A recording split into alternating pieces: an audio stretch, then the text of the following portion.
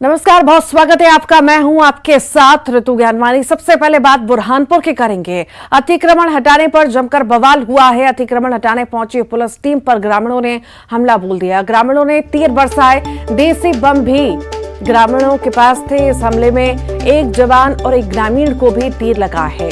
Police की team 200 जवानों के साथ अतिक्रमण हटाने के लिए पहुंची थी। जैसे ही टीम पहुंची तो ग्रामीणों ने हमला बोल दिया। पुलिस ने भी जवाबी कार्रवाई की। बता दें कि जंगल की जमीन पर 500 से ज्यादा ग्रामीणों ने कब्जा कर रखा है, जिसे हटाने पुलिस पहुंची थी, लेकिन गुस्साए ग्रामीणों ने पुलिस पर हमला कर दिया, जिसके बाद पुलिस को वापस लौटना पड़ा।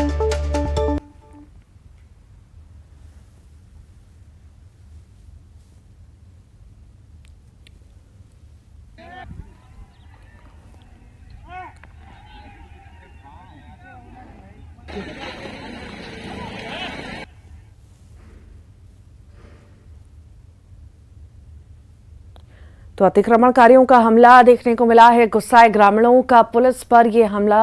ये 3 तस्वीरें आपको अलग अलग दिखा रहे हैं, किस तरह से हमला करते हुए ये अतिक्रमणकारी नजर आ रहे हैं। बेखौफ हो चुके हैं ये सारे ही बदमाश। किसी प्रशासन का किसी भी तरह का कोई डर इनके अंदर नहीं है। ये तस्वीरें देखी जा सकती हैं कि किस तरह बेखौफ होकर ये पुलिस और वन विभाग की टीम पर पथराव कर रहे हैं।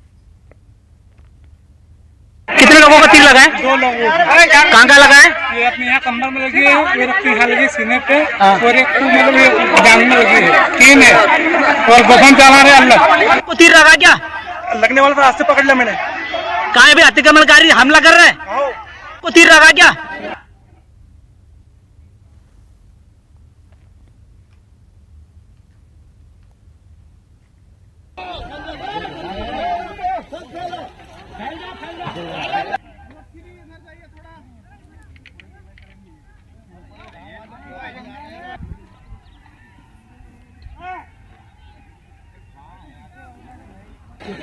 और हमारे साथ एसपी साहब जुड़ गए हैं, राहुल जी। जिस तरह की तस्वीरें हम देख रहे हैं कि किस तरह से अतिक्रमणकारियों का बोलबाला हो चुका है, कोई खौफ नहीं है, आखिर क्यों इतने ये खौफ से दूर हो चुके हैं कि जिस तरह चाह रहे हैं उस तरह ये घटना को अंजाम दे रहे हैं? आज सुबह फॉरेस्ट जो हमला था उसमें डीएफओ के नेतृत्व में कुछ लोग हैं, वो फॉरेस्ट का अतिक्रमण हटाने के लिए ये लोग कार्रवाई करते हैं। तो उसी तरीके से अतिक्रमण हटाने के लिए गए थे।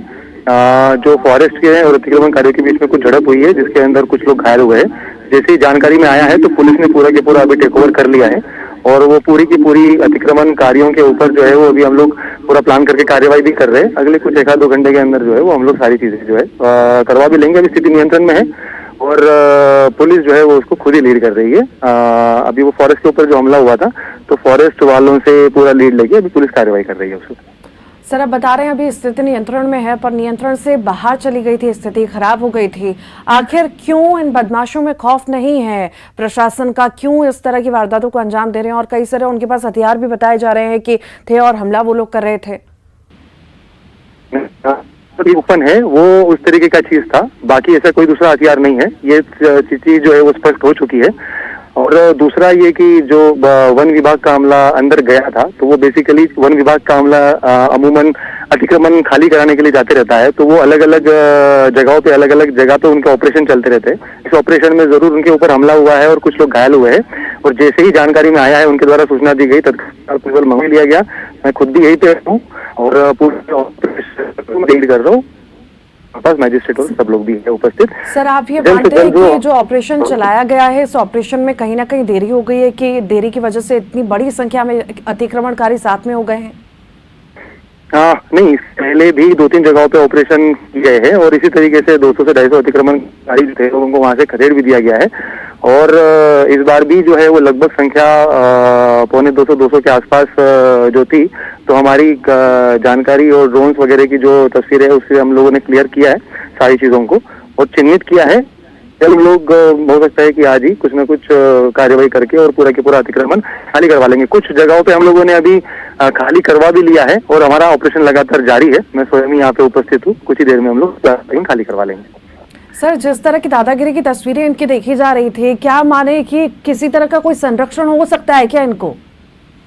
नहीं अभी जो है वो सबसे पहले तो हमारा यही टारगेट रहेगा कि अतिक्रमण खाली करवाना, और साथ साथ में फिर इसके पीछे का इंटेल वगैरह भी देखना कि क्या किस तरीके से ये लोग आए थे, क्योंकि वन कर्मी जो है वो लगातार अतिक्रमण खाली करने का काम करते रहते हैं जंगल के अंदर। तो इनके पास में काफी कुछ, पुलिस उसमें जब अब आई है और आज टेक ओवर करके पूरा करवाएगी, तो फिर अब पुलिस मामला पंजीबद्ध करके और उसके अंदर फिर वो और भी जानकारी इकट्ठा करेगी कि जंगल के अंदर ऐसी क्या क्या चीजें थी जिसके अंदर जो है वो ये लोग इकट्ठा हुए और क्यों इन लोगों के द्वारा अतिक्रमण किया गया।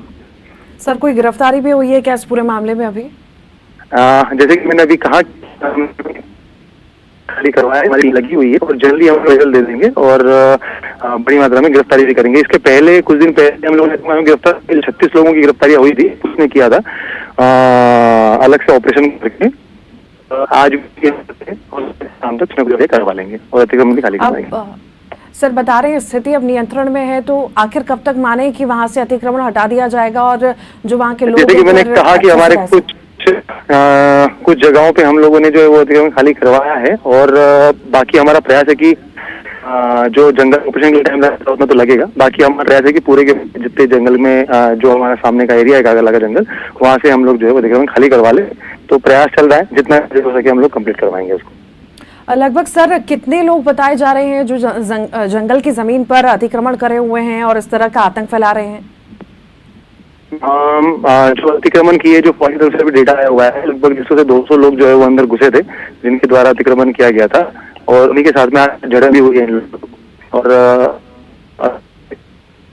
और साथ साथ में पूरा अतिक्रमण खाली कराया जाए, जो हम लोग कर रहे हैं अभी। सर वहां पर कितना चुनौतीपूर्ण हो रहा है वहां पर प्रशासन के लोगों का रहना और फोर्स कितनी आखिर भेजी जा रही है? हमारे पास में पर्याप्त मात्रा में मेरे द्वारा जो है जिले का बल भी मंगवा दिया गया है। साथ साथ पहले से था यहाँ पे डीएफओ जो ऑपरेशन कर रहे थे पहले से, उनके पास में 250-300 लोगों के आसपास में बल था, तो वो तो है ही है।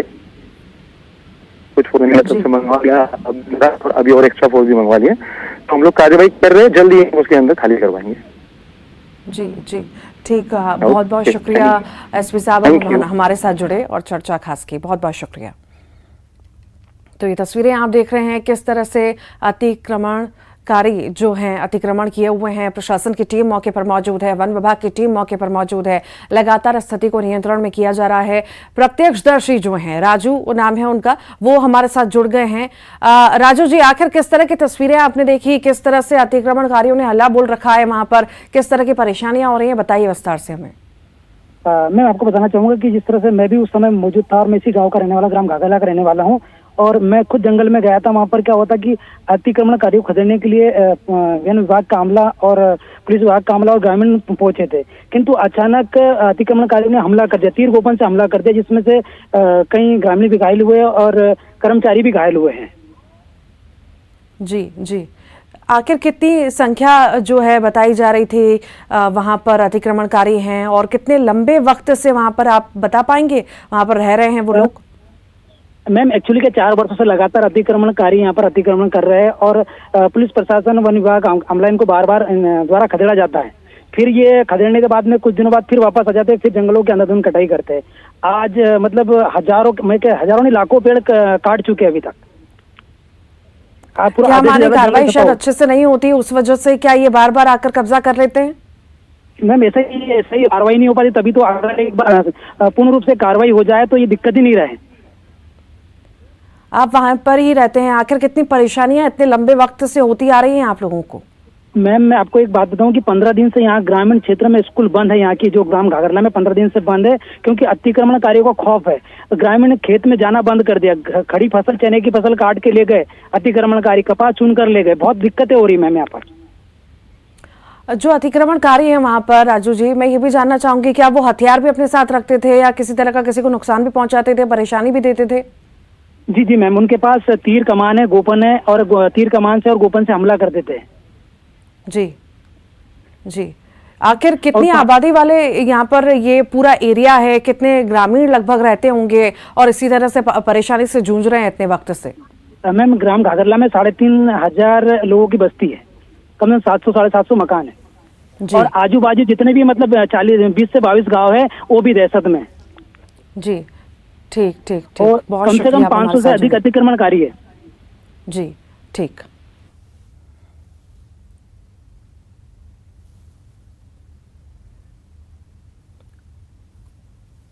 और कांग्रेस नेता अजय सिंह यादव जी हमारे साथ जुड़ गए हैं। अजय सिंह जी, तस्वीर आपने भी देखी होगी कि किस तरह से बुरहानपुर में अतिक्रमणकारियों का बोलबाला है और किस तरह से हमला वन विभाग पर, प्रशासन की टीम पर उन्होंने किया है। क्या कहेंगे आप?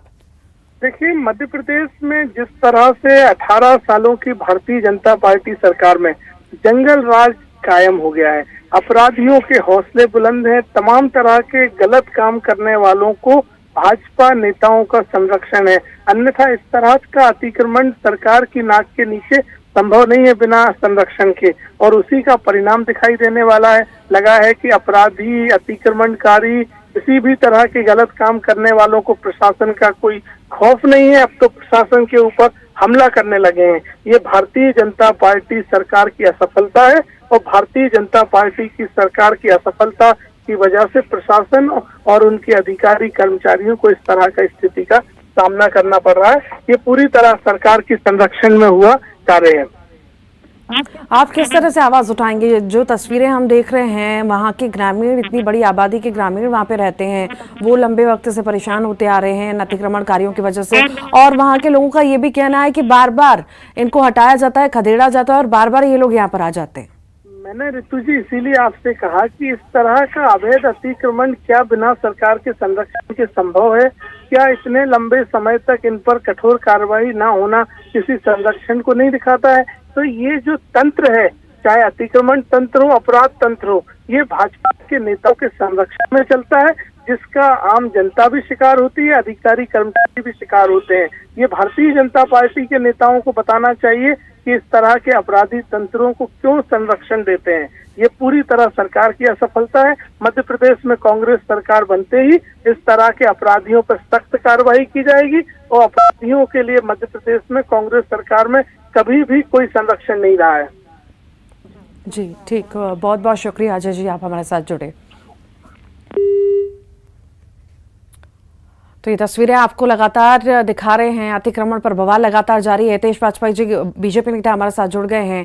हितेश जी, तस्वीरें हमने बुरहानपुर की देखी, आखिर किस तरह से यहाँ पर हल्ला बोल करके रखा है अतिक्रमणकारियों ने, कार्रवाई हो रही है। बाकी आखिर कांग्रेस आरोप लगा रही है कि संरक्षण कहीं ना कहीं बीजेपी की ओर से मिल रहा है, तभी खदेड़ने के बाद भी वापस ये जो है यहाँ पर अतिक्रमण कर लेते हैं।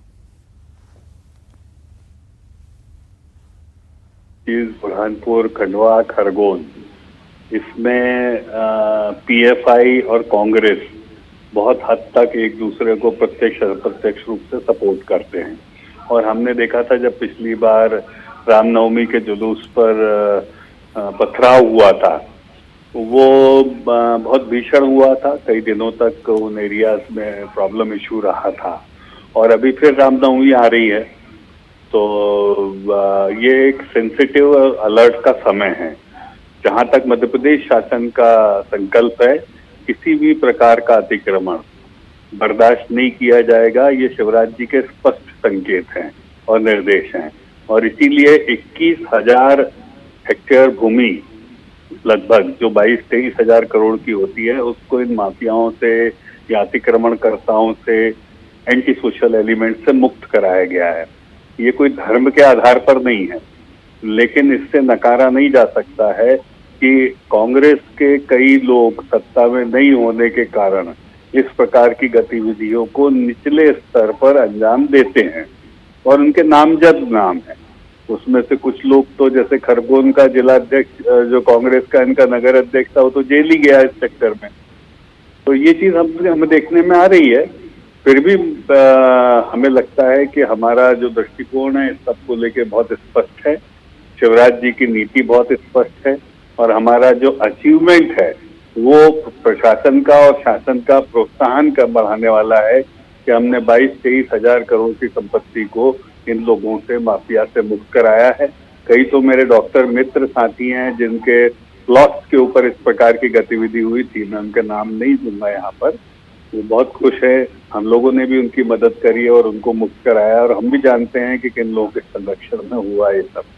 तो शिवराज जी का ये संकल्प कि हमको अतिक्रमण मुक्त मध्य प्रदेश बनाना है, हम तेजी से इसमें आगे बढ़ रहे हैं। वाकई पर हितेश जी, जिस तरह से मैंने अभी जिक्र किया था कि यहाँ पर अतिक्रमण हो रहा है और बार बार हो रहा है, 4 साल से इन्हें बार बार खदेड़ा जा रहा है और ये लोग फिर से आ जा रहे हैं। इससे जंगल को तो नुकसान है ही है, साथ ही वहाँ पे जो ग्रामीण हैं, स्थानीय लोग हैं, वो भी परेशान हो रहे हैं, उनकी जान को भी खतरा बने रहता है। तो आखिर इस बार रणनीति कैसी होगी कि इस बार इनको खदेड़ा जाए तो ये वापस ना लौटे? देखिए, मैं फिर आपको बता रहा हूँ, ये जो बेल्ट है बुरहानपुर, खंडवा, खरगोन, ये सेंसिटिव बेल्ट है अलीराजपुर तक, और इसमें इन तत्वों को कांग्रेस का संरक्षण है।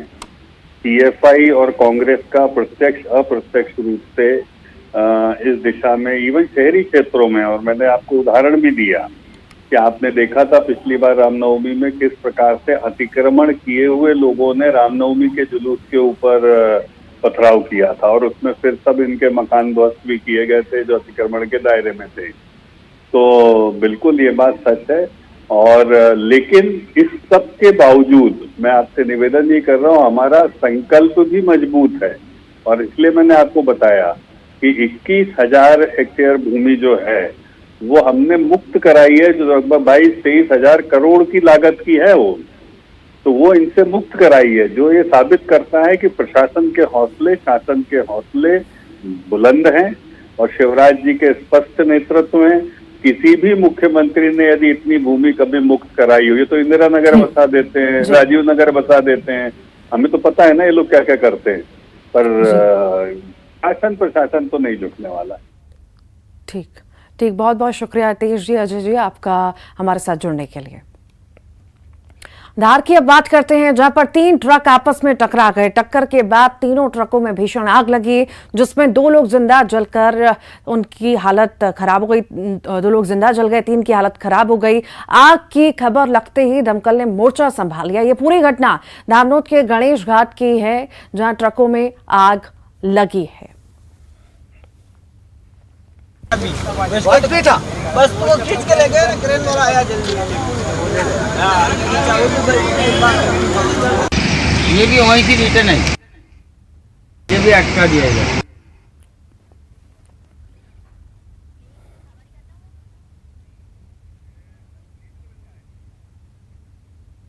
ये तस्वीरें आप धामनोद की देख रहे हैं। जहां पर 3 ट्रक आपस में टकरा गए और ये भीषण आग की तस्वीरें जो है देखने को मिली। इस पूरे ही हादसे में 2 लोगों की झुलसने से मौत हो गई, 3 लोग घायल बताए जा रहे हैं। हादसे में 2 लोगों की मौत हुई है, दर्दनाक की मौत हुई है, झुलसने से 3 की हालत गंभीर है।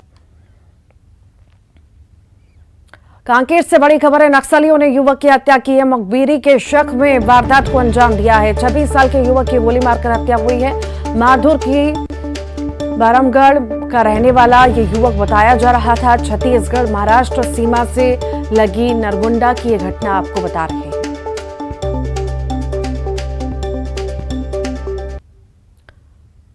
दुर्ग और मनेंद्रगढ़ दौरे पर रवाना होने से पहले मुख्यमंत्री भूपेश बघेल ने रायपुर में मीडिया से बातचीत की और कहा कि 21 मार्च को विश्व वानिकी दिवस के मौके पर मुख्यमंत्री वृक्ष संपदा योजना का शुभारंभ करने जा रहे हैं। उसी दिन इस योजना पर विस्तार से चर्चा की जाएगी। इसके साथ ही उन्होंने कांग्रेस संगठन में बदलाव पर कहा कि पार्टी के अधिवेशन के बाद जल्द ही पहले केंद्रीय स्तर पर सभी नियुक्ति करेंगे, उसके बाद प्रदेश स्तर पर भी संगठन में बदलाव होंगे। वहीं दिल्ली में आई बीजेपी की सर्वे टीम पर सीएम ने तंज कसते हुए कहा कि मैं तो पहले से ही कह रहा था कि सभी 14 बीजेपी विधायकों के टिकट कटने जा रहे हैं। वहीं पीएम मोदी से मुलाकात पर सीएम बघेल ने कहा कि पीएम से मिलकर जनगणना के बारे में चर्चा हुई, क्योंकि जनगणना से ही आरक्षण मामले का हल निकलेगा। वृक्ष संपदा योजना है, जिसके माध्यम से जो करना चाहते हैं उसको हम बढ़ावा दे रहे हैं। जैसे मिलेट से हमने बढ़ावा दिया, उसी प्रकार से वृक्षारोपण को भी बढ़ावा देना है। तो ज़्यादा से ज़्यादा प्राइवेट सेक्टर में भी यदि वृक्षारोपण करते हैं तो वृक्ष संपदा योजना 21 तारीख से हम उसकी शुरुआत कर रहे हैं। उसका बड़ा कार्यक्रम है, उसको लॉन्च करेंगे और डिटेल में फिर उस दिन बात होगी। तो उस मामले में मैंने ही अध्यक्ष जी से निवेदन किया कि इसको कब तक कर लेंगे। तो संगठन में तो होना है, अब उसके बाद फिर महामंत्री की नियुक्ति होनी है, सारी नियुक्तियां अभी दिल्ली स्तर पे, फिर उसके बाद फिर दिल्ली से भी विदेशों में भी जाएगा। तो वो चर्चा अध्यक्ष जी से मैंने की। वो तो सीधी बात मैं पहले ही बोल रहा था, ये जो 14 बच्चे हैं वो किसी टिकट पक्का नहीं है ना। वो मैंने अजय चंद्राकर भी मोहन जी को कहा, आप ज़बरदस्ती अपना नंबर बढ़ाने के लिए हाँ अपना गला ख़राब करते हैं, लेकिन उससे कुछ फ़र्क नहीं पड़ना है। टिकट मिलेगा कि नहीं मिलेगा इसकी भी गारंटी नहीं है। तो जनगणना ही मुख्य आधार है, चाहे जितने शासकीय योजना का हो, चाहे वो आरक्षण का मुद्दा हो, वो जनगणना से ही उसका समाधान निकलेगा। और इसलिए मैंने बार बार निवेदन किया है। और यहाँ भी राष्ट्रीय महाधिवेशन जब रायपुर में हुआ तो उसमें भी कांग्रेस ने प्रस्ताव पारित किया, जनगणना होना चाहिए। मेरा ही प्रस्ताव था और मैंने प्रधानमंत्री से रिक्वेस्ट किया। बालोद से बड़ी खबर की बात करेंगे। रतन जोत का बीज खाने से 7 स्कूली बच्चे बीमार हुए हैं। बच्चों को होने लगी है दस्त और बेहोशी की शिकायत। सभी को देवरी अस्पताल में भर्ती करा दिया गया है। गंभीर रूप से बीमार एक बच्चा है, राजनांदगांव रेफर किया गया है। देवरी थाना क्षेत्र के पसौद गांव की घटना आपको बता रहे हैं।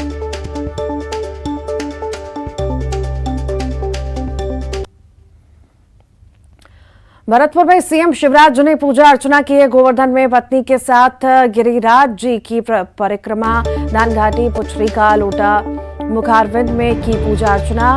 मुखारविंद के महंत ने विधिवत कराई है पूजा अर्चना। गिरिराज जी की प्रतिमा भेंट कर स्वागत किया गया।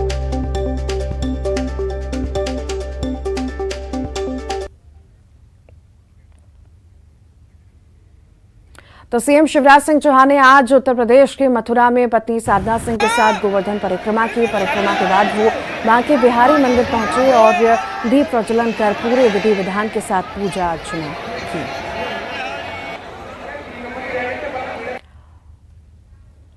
और इसी के साथ ही फिलहाल के लिए इतना ही।